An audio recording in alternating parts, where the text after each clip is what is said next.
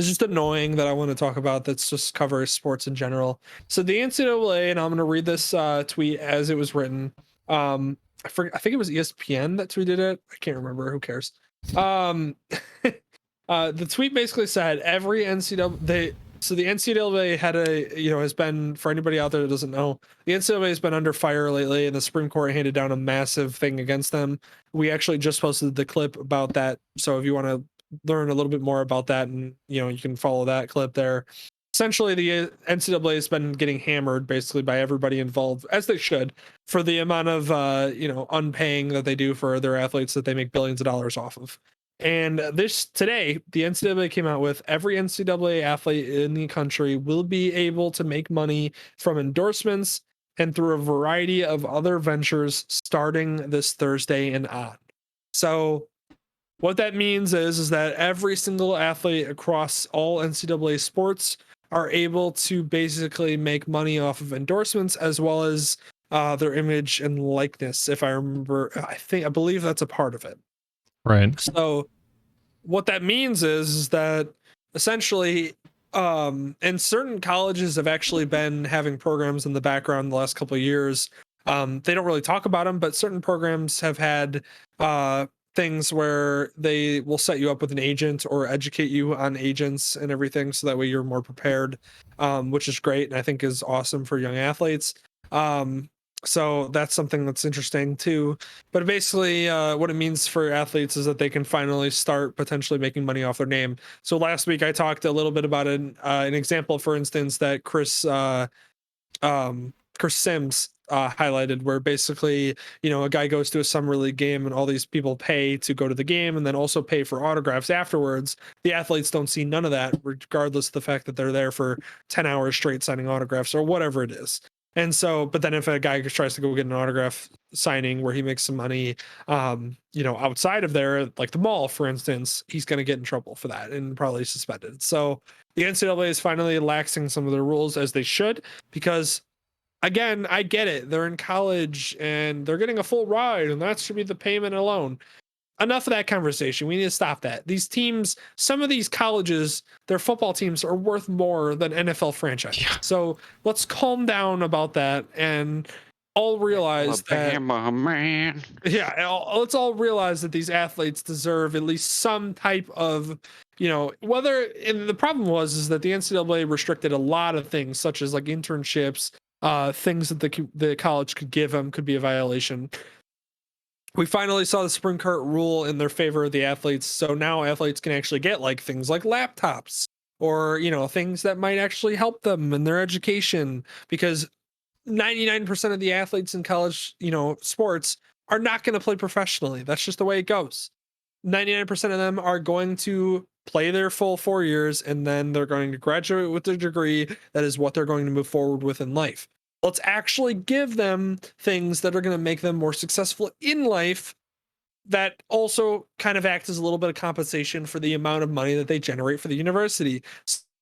Allowing them to receive, opportunities to internships, which is being allowed by the Supreme Court now. Opportunities such as getting a laptop from the school, things like that. A lot of these athletes come to the school from poor communities. They don't have the money to pay for college. They got there on their athletic ability.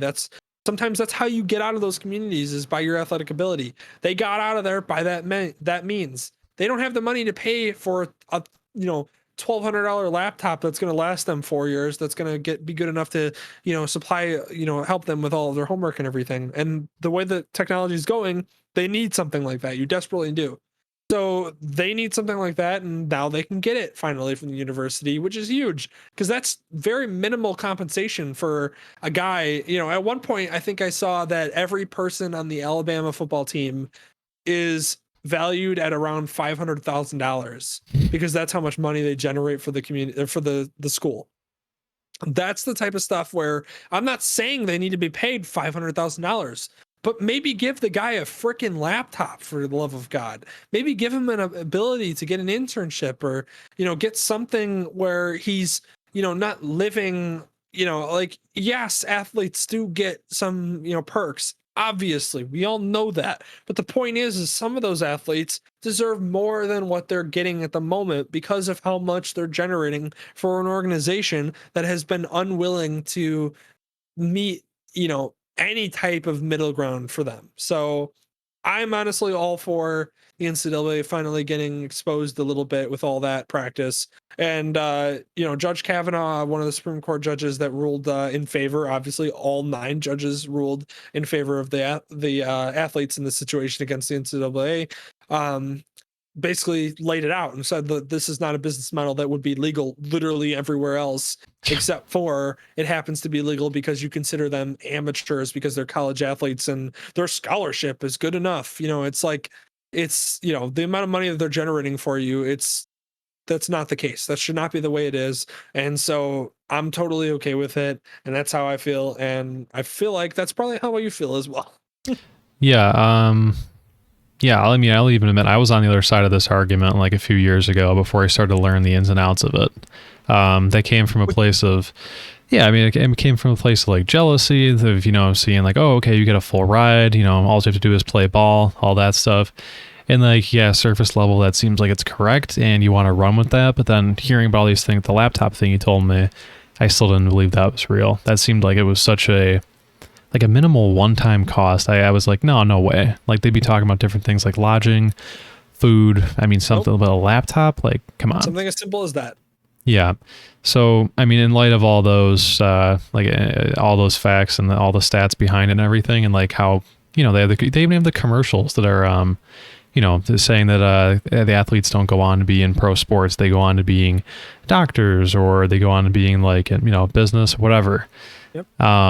Yeah, all that's completely reversed my opinion of that. And I firmly believe the NCAA was, putting out that story, putting out that viewpoint and everything. And they're holding on to that for dear life as long as they can because they know they're getting an absolute killing. They're practically running a business, for free and not paying any income or like anything to any of the employees or the contractors, whatever you want to view them as. So they had a great thing going, and they had a great thing going for a really long time, and they're literally going to hold that on until it's pried from their hands, until they're forced by the Supreme Court or whatever else.